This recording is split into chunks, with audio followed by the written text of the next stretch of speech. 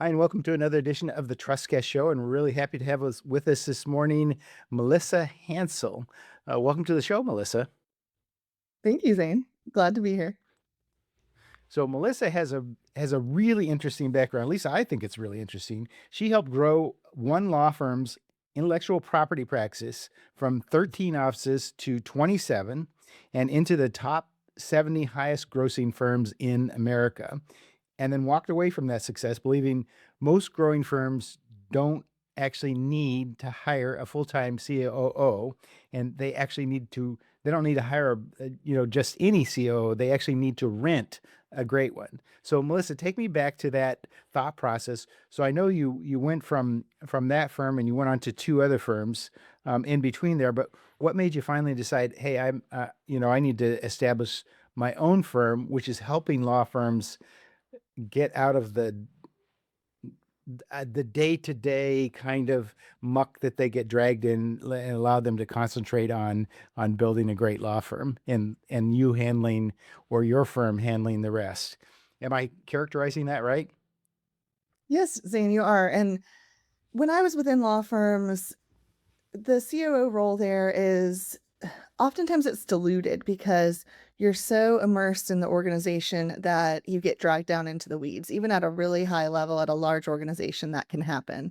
I had observed over the years consultants and fractionals and realized that that's a model that could really work, particularly for small to mid-sized firms where they're looking for that executive level guidance, but they don't have that budget, and that's where it is diluted because you're hiring this person without the executive skill set and asking them to perform this strategic task, and so as a result, what they end up doing is just doing a lot of process things, but not really moving the needle forward in terms of growth, in terms of long-term planning, and those types of executive level tasks. So by being fractional, by being someone that you can, as I call it, rent, to be a part of your firm for a limited capacity, you get that high level of guidance while also having a more flexible price point and more flexibility as you grow to ramp up or to ramp down. Even in my client engagements, a lot of times the last thing that I will do for people is to hire them a full time executive suite when they've grown to the size that they can actually sustain that and use that properly. So this is a great bridge in between that when I was within the law firm world, I saw a lot of firms did not have. And so they were trying to either elevate someone who had been with the firm for a very long time, but they really knew deep down was not suited for the role, or they were trying to hire someone with a limited budget. So this is the solution to that problem. This is ultimately my passion is helping firms grow and scale and solving good problems, and I love a puzzle like that, and so this is the way to achieve that for more smaller firms and have that impact. Isn't that what you call the Peter principle? So after a while, you get hired. I don't know if that's really an old fashioned saying. If people even know what that is, you get promoted, and then you get promoted to the position where I hate to use the word incompetent, but you're not fully qualified to go in there. Maybe you Right. get there, but at some point, but you just your firm or your company grows to a certain point, and then you want to hire from within, and then you push somebody beyond where their current capabilities are, and that can is that what you're really referring to, right? It is, and I will say this too, because at some point someone gave me a chance to go into management and to grow and to do that. So that's not necessarily wrong, but one of the things I do with my clients is leadership development too, because a great mentor is key to that. Even if they do have an internal person, having someone that can show them the path, and knowing that you have a person who's capable of that growth because not everyone is. And so yeah, you're right. A lot of times people are pushed beyond the level that they can truly achieve. And so that's where I come in to see, do they have the potential and they need to be coached into it, or do they need a layer on top of that to handle some things and that person has other strengths that they continue to handle?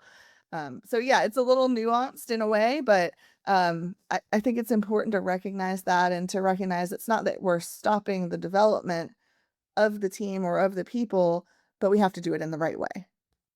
That's an interesting distinction. I'm glad you called me out on that because that really is important. That you want the people in your firm to know that there's an opportunity beyond where they are if they want to go there.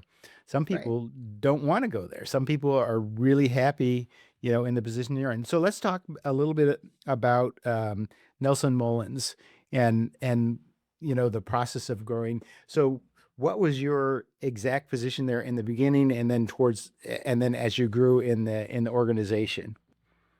Yeah, great question.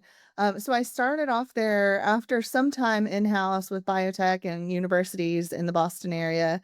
And just to step back from that, I really grew up in Atlanta, but I went to Boston for school. I went to MIT and couldn't really turn that down and ended up in Boston for 15 years.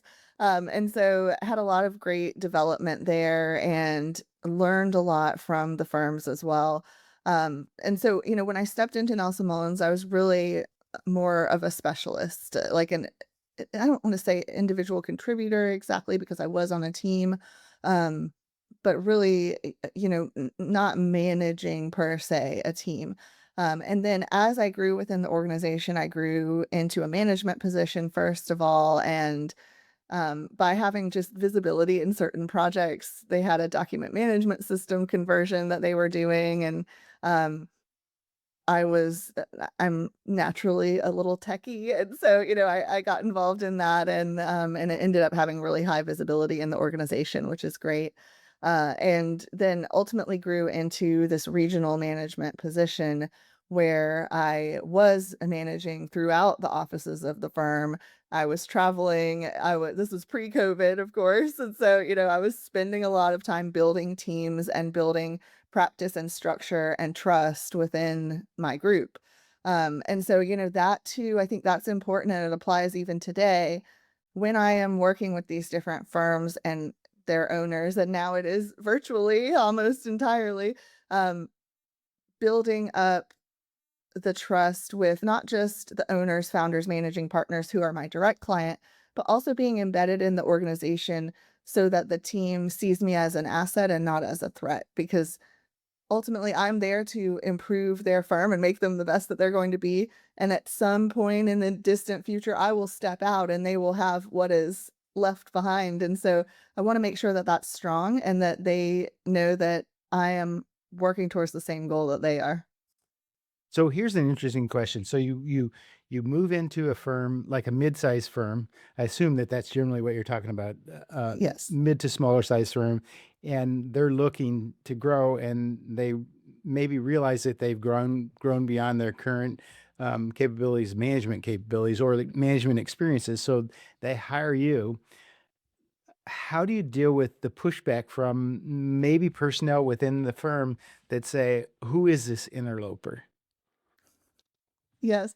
Well, it depends on the situation, I'll say that first, because sometimes what has happened is that even high level attorneys, even the owner or the founder of the firm, they've been trying to do this role themselves. And so a lot of times when I come into the firm, they may have an office manager or somebody like that, but they've really been their own COO for a period of time. And so one of my stated goals for them is to, within their first 90 days, take that burden off of their shoulders so that they have more time to be visionary again, so that they can focus on the right things, the business development, the growth, the planning of the firm.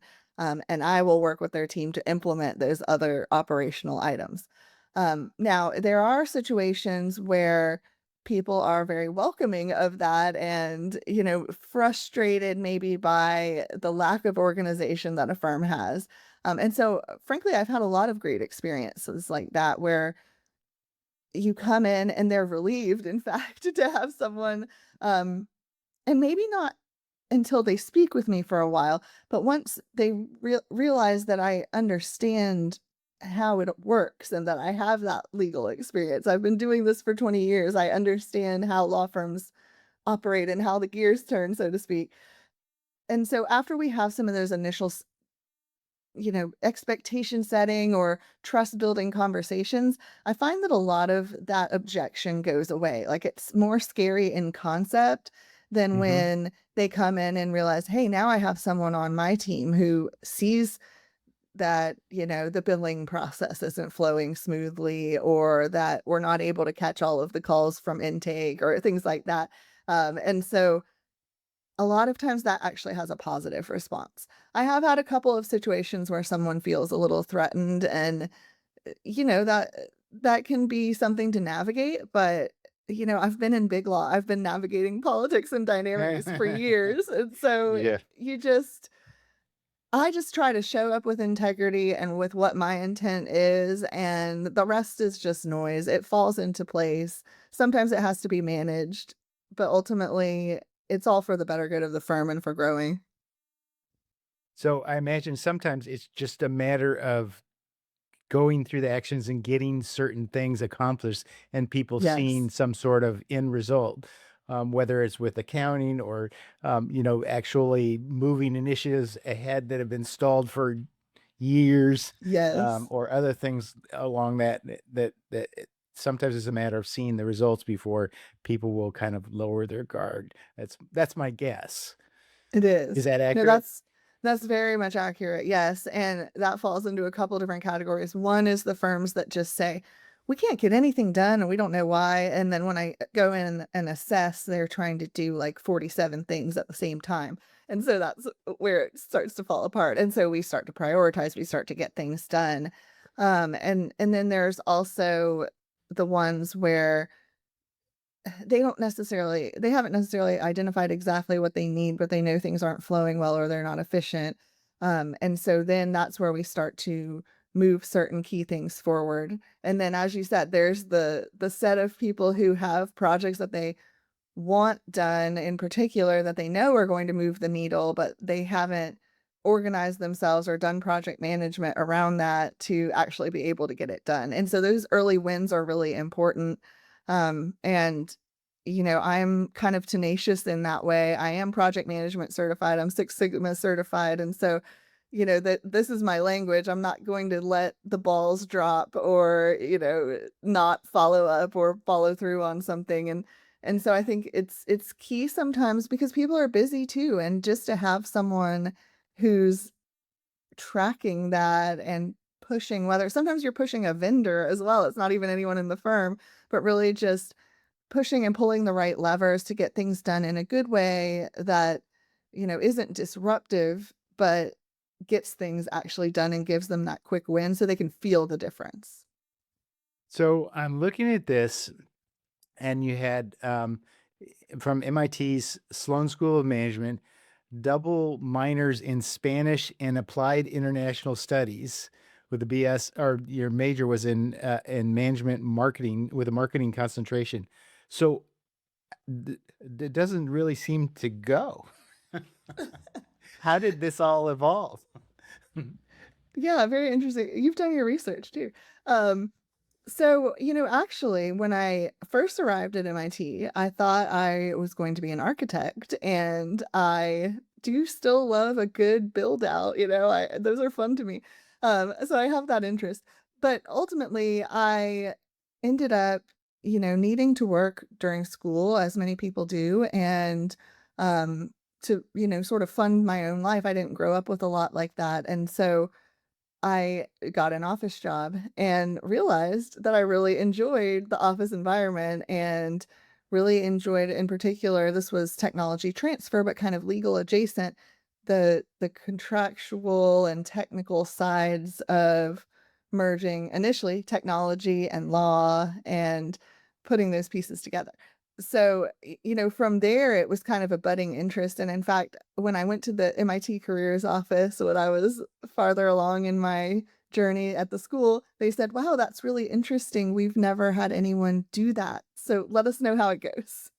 I wasn't an engineer. I wasn't a scientist that was going to work in a lab or a pharmaceutical company. And so they really didn't have a lot of guidance for me at that time, and maybe they do now. It's been a while, but so, I kind of had to find my own path in that sense. And I knew that I liked the professional feel of an office environment, and that's sort of where the management piece came from. And I had studied Spanish for a number of years and continued to do that throughout my time at MIT. I also lived in Spain, in Madrid, for a period of time and worked at a Spanish or really European footprint law firm there, working entirely in Spanish, having a Spanish roommate. And so, to me, that's really been an interest. And I think that gives an extra level of depth to really all of my legal experience, but particularly what I do today, because there are an increasing number of teams, first of all, who have staff outside the US, and a lot of them are Spanish speaking. And also there's a growing segment within the US who is Spanish speaking. And so from that, I can see whether they're operating in one language or another. I can still see the process. I can still see if there are breakdowns and gaps there. Not intentionally, but because it made sense. I have worked with a few immigration firms, of course. Mhm. And even in other areas like family law, they will have Spanish speaking clients who come in. So the fact that I can listen to calls or understand what's being said, that's always been an asset, really. It's certainly, more of a side note in my CV, but it's proved useful just as, computer programming classes that I took at MIT have proved surprisingly useful over my time in the legal industry. Sometimes you don't know what's really going to all come together, but that's what makes you a unique person and gives everyone their own skill set. Especially now, you wouldn't have thought, 20 years ago when you were in MIT or however long ago it actually was, um, you wouldn't have translated the computer experience to having as much of an impact on a legal business as it actually does now, more so than a couple decades ago. So I don't see on here that you're a JD, but you spent. Are you a JD? No, I had considered that early on when I was working at a large law firm. And, for a lot of people, that's the logical next step. And I did consider it. But ultimately, I realized that having firsthand observed attorneys every day, my passion was really on the business side. And so that's where I chose to stay, because I really enjoy the business of law and running the organization and the infrastructure that supports the attorney's practices and guides the strategy for the business itself, rather than the actual practice of law. Mhm.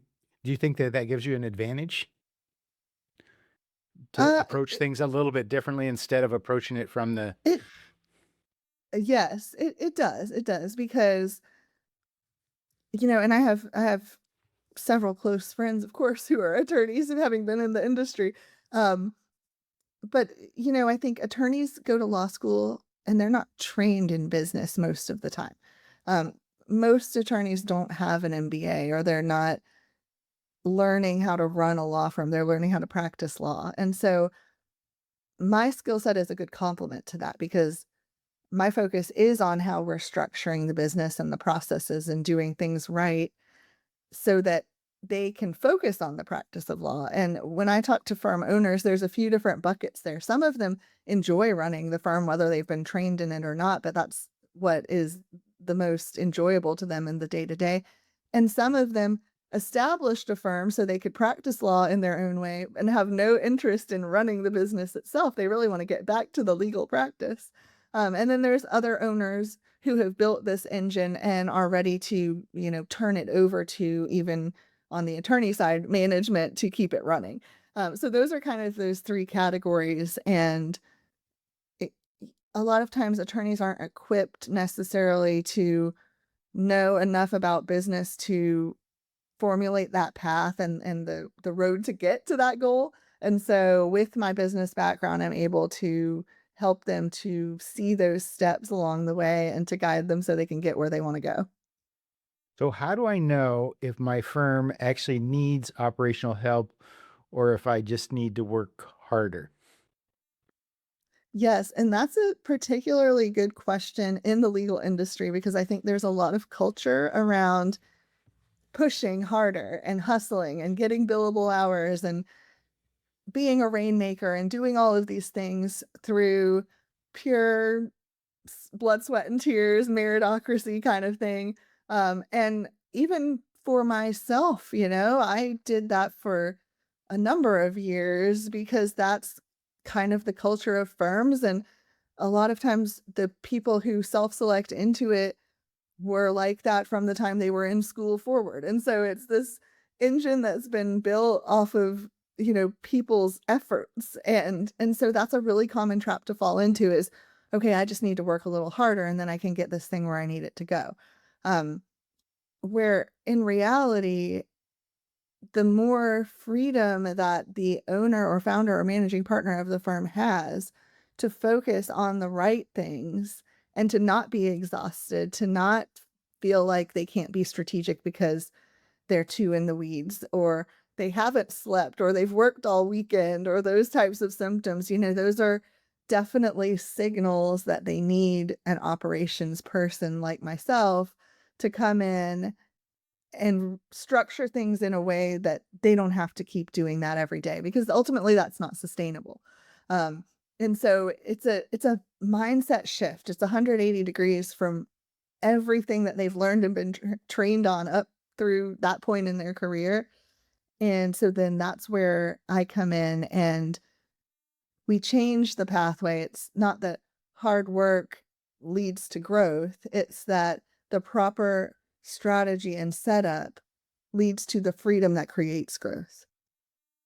So how do you work with attorney, let's say that's grown a pretty significant law firm, maybe not a giant, but a significant law firm, and they work 70, 80 hours of work a week. I know some of these people, and they get almost everything done, but they're like in this stage in their business where it's like I'm holding everything together, everything is going along, but we're just inching forward. I know we could do better, but I don't trust anybody to do this because I know how to do all these things and nobody else knows how to do it, and we are doing great.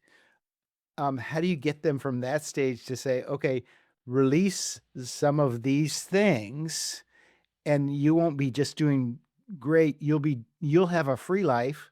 You'll have all the release and the stress, and you'll be doing incredible. So how do you get them from the one stage, because you probably know some people that are like this, from that stage to the next place? Yeah, this is very common. And it does happen a lot. And that's the piece where you can't force someone to change, but it's all ultimately mindset. Now, with that being said, attorneys are by nature, and I've heard a study on this, highly skeptical people, you know? And so, with that in mind, there is a level of showing them that it can be done differently. So, a lot of times that means that we sit down and look at where their bottlenecks are.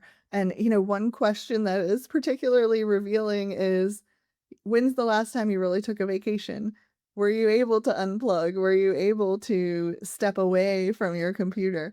And a lot of times they laugh because they know that they haven't in the last, 4 years. Or they do things like go into the mountains where they have no phone service so that they can actually take a break, things like that. Um, and so when I hear that, that is a signal of, okay, let's look at where are these bottlenecks. Every decision is flowing back to this person, and that's part of the reason that they're so busy. And then they're also not, as you said, delegating basically, because I think it's also common that no one can do it as well as me, like each person feels that way about their particular strengths. And a lot of times that's true, but I also would say that perfect is the enemy of good. And to a certain extent, in order to move things forward, you have to trust. You have to be able to release some of that, but also to have the right people and the right structure in place so that the owner still has accountability and visibility back into that. I think that's a misperception is if I give it away, then I won't know what's going on or it won't get done right. Where in reality, if we design the system correctly for these owners, they will stop being the one to do it, but still be the one that has accountability at the end to see that it's done right. People are still giving that back to them. There's dashboards, there's tools, there's things where they can still feel that they are plugged into the firm, but they're not the only one doing the work every day. So it's a transition. It takes some time. Some people are more than ready. They say, I can't keep living like this. I am ready to make a change, give this up, let's do it differently. And some people say, I know I probably should, but I'm nervous. I'm not sure I wanna give these things up, and, even in the moment as we're in these conversations, they'll say, "Well, let me hold on to that for now because I'm not sure I'm ready to let that particular thing go." And so that's something we have to work through, and sometimes that's, "All right, let's do these other things first, and we'll come back to that," and, recognizing where people are and meeting them there. And sometimes it's really talking through, "If you hold on to this, what does that really mean? Let's look at the implications of that, and let's look at how we could do it so you feel like it will be done correctly, but you're not the one doing it." So, a couple of things are coming to mind as we're going through this. I have this list of questions. I don't know if I'm going to get to half of them or a quarter of them, but I'm thinking things as we go. So, let's say I'm running a law firm and I'm kind of like your mid-sized law firm, and I decide I do need some help. I don't know exactly how how to what to do. I do know that I looked around for the bottleneck, and usually, if you can't find the bottleneck, it's you. Um, I looked around for the bottleneck and decided I am the bottleneck, and now I need to go out and find somebody to help. Isn't the first inclination to go hire somebody, a COO, to run that, and not to look at a fractional piece, but we need to hire somebody. I need to step back from this. So tell me, is that accurate? Do most people think of it in that way? Yes, people think of hiring in general whenever they feel like they're at their max capacity. The first gut reaction that we have a lot of times is to hire, whether that's, I need to hire an associate attorney to do some of this legal work, or I need to hire a COO or a firm administrator to run this business, or I need to hire a salesperson to do this. Like whatever it is, that's often a reaction. Um, but that being said, that doesn't always mean that's the right decision because, like I said, sometimes that can be if the firm is set up in that way, but sometimes the price points just don't align. They're looking for a particular person or skill set, but the firm has not reached that level of maturity yet. And so they really need this fractional model to close that gap to get them there. And that's why I do say don't hire a mediocre COO because that's really not going to get the firm that far. And so that's where the concept of renting or fractionals comes in, because ultimately that it's a solution that people don't always think of, but that often can get you farther and help you figure out what you truly do need. So if I decide, okay, I'm gonna look at this, so how do I know that a fractional versus hiring someone full time? How do I know which is the right decision that I should make? Yeah, and it depends on what the firm needs. Okay, so first of all, do you have 40 hours of work for this person? A lot of times, initially, the answer is no, because the owner is in a place where they know they need to delegate or they know that they need to do things differently, but they don't know what that looks like yet. So, bringing someone in to sit in a seat 40 hours a week to pay their benefits and their PTO and all of these other things on top of that at a fairly high price point, if you have the right person,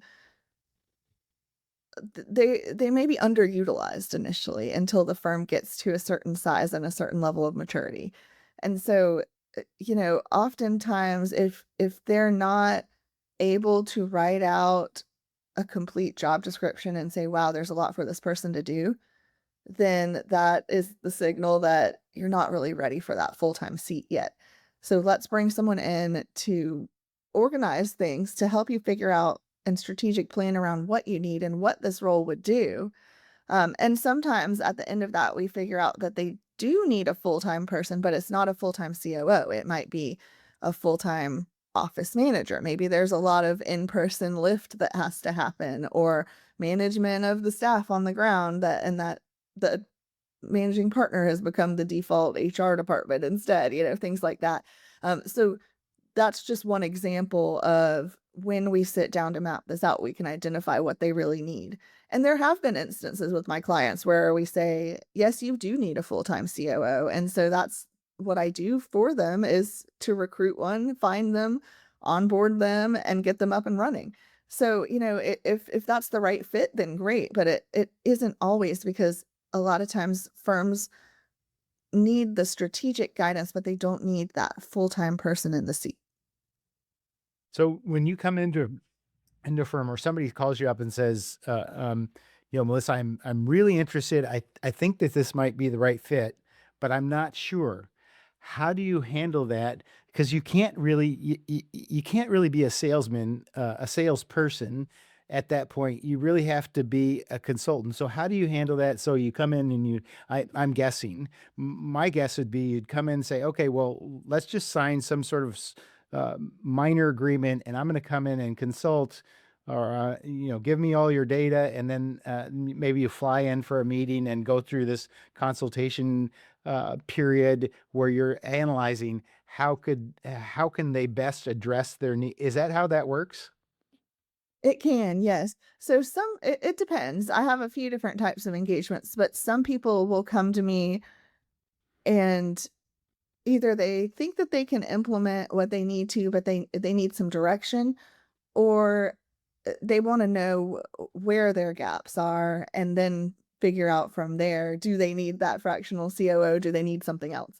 So, regardless, the first thing I do with my clients, even clients who have engaged me as a full fractional already, um, I always do this discovery process, this audit of where their gaps are, the things they are doing well. I have different areas of the business that I look at specifically and map out into a plan, whether that's operating financials or people strategy or technology or processes. There's many different areas of the business that I look at, and I have standard ones that I review through.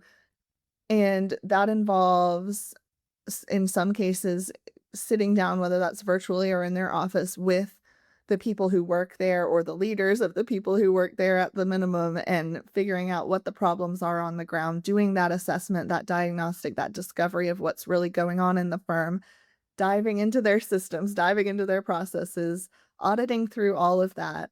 And at the end of the day, having this report effectively of, okay, here is where you stand operationally today.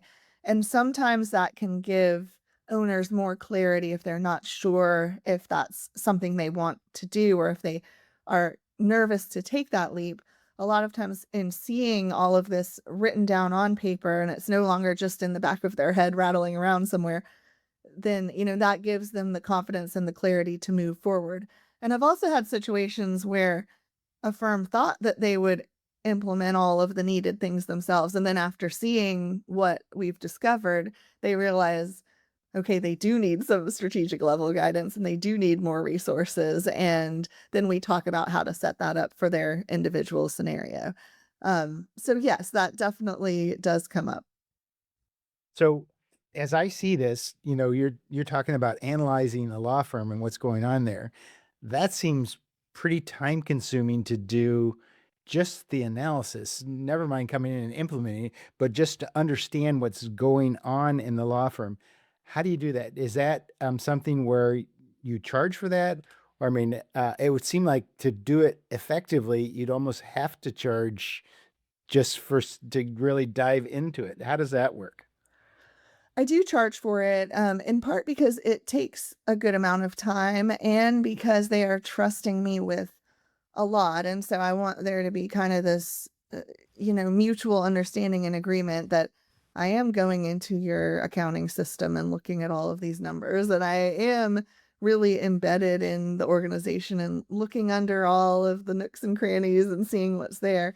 And so, I want them to feel assured that I'm not just some person that's surface level doing this for free, but I really am going to dive deep and look at everything that I find. And usually that's done, we figure out a price. It's not necessarily something that's good on an hourly basis because until I get started, I don't know how deeply I'll need to go. So, that's usually how we structure that. But um, ultimately, that is the most time consuming part a lot of times of all of my client engagements, even the ones who know that they want to move forward with this ongoing fractional relationship, but really figuring out what we need to do and mapping that out and prioritizing what needs to come first and what depends on something else happening. That's really the structural component of it, that we're building this growth engine for the firm, and then we're going to go and implement it. And so that's kind of the push, and so that we can get there and then make it all happen afterwards. Yeah, I think that maybe what's going through my mind is the money exchange on both sides. It increases the commitment of both sides. Correct. It makes Yeah, it more serious. And you said that the surface level engagement of something free, because nobody's free. right. Right, exactly. It just life just does not work like that. So how long after you come into a firm, how long does it? I'm sure you must have a methodology that you run through when you come into a firm. Like here's your check boxes. That when you come into a firm, you've got the administrative, the accounting, the people, the each part. Yes. You've developed that over years, over the last however many years? Yes. I have a structure for that. And as far as timing, it does depend in part on how available some of this information is as well, because I have owners who are willing to sit down with me for 2 days and really dive into everything and give me full access to their team and their systems and all of that. And so, although that can be a larger lift, in some ways, it's also a faster end to that process, where if I am reliant on partial data, or I don't have access to the people directly or things like that, then that makes the process slower because I have to do more investigation on my end to kind of figure out what's going on. And also to caveat some things or make some assumptions of, okay, I haven't directly been able to look at this, but it appears that you have this gap here. And so, I would say, even if there is full access to, some paces are different than others, and I am flexible and comfortable with that to meet people where they are and what capacity they have.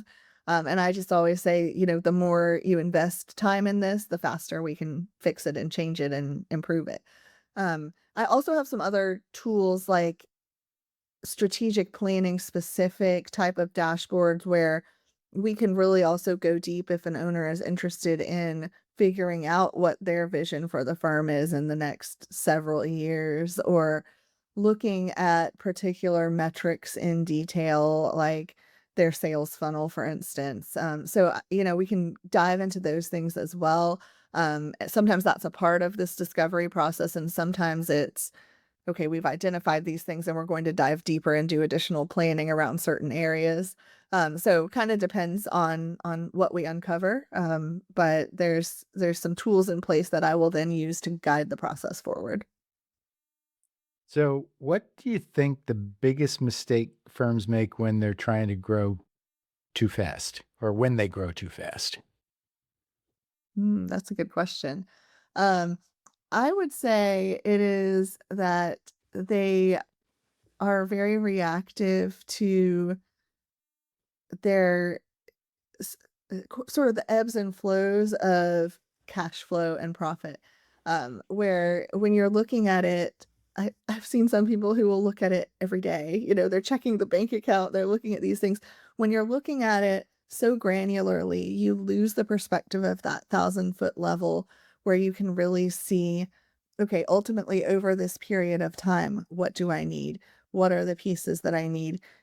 I see sometimes firms are very reactive, and so they will grow too quickly they'll see they have a high volume week and they'll go and hire 3 attorneys when in fact some of the other attorneys weren't fully utilized. Or the inverse is also true where they will be so hesitant to invest in something that they'll lose the opportunity, or that it will no longer be relevant by the time that they get comfortable with it. So some of it is speed of decision making, being decisive, and also understanding what the big picture looks like and not getting so tied to one piece of the puzzle that you're making decisions without the full structure, like that saying that you can't see the forest for the trees. Hmm. It's it has to be looked at globally, and I think because firms are so busy and so reactive a lot of times, it's really easy to fall into that trap where you see one signal and take off running based on that rather than seeing the full picture. So I'm actually running out of time. I have 100 more questions. I thought that was really interesting conversation. So if somebody also, so we do have a lot of attorneys who listen to the podcast, both on YouTube and all the socials, and on Apple and all the other places. So how does somebody? What's the best way to get in touch with you, and maybe even just to have a discussion? Yeah, absolutely. And I definitely welcome that. And I also have a monthly roundtable for attorneys and managing partners and owners. So I'm happy to add anyone to that. Probably the best way to get in touch with me is just through my email. And so I can give that to you. It's Melissa at outlookadvisorygroup.com. Okay, Melissa, thanks for coming on the show. You're a great guest, and it was a really interesting topic. I appreciate it. Well, thank you, Zane. I appreciate your time. And it was great to be here and to talk about this today.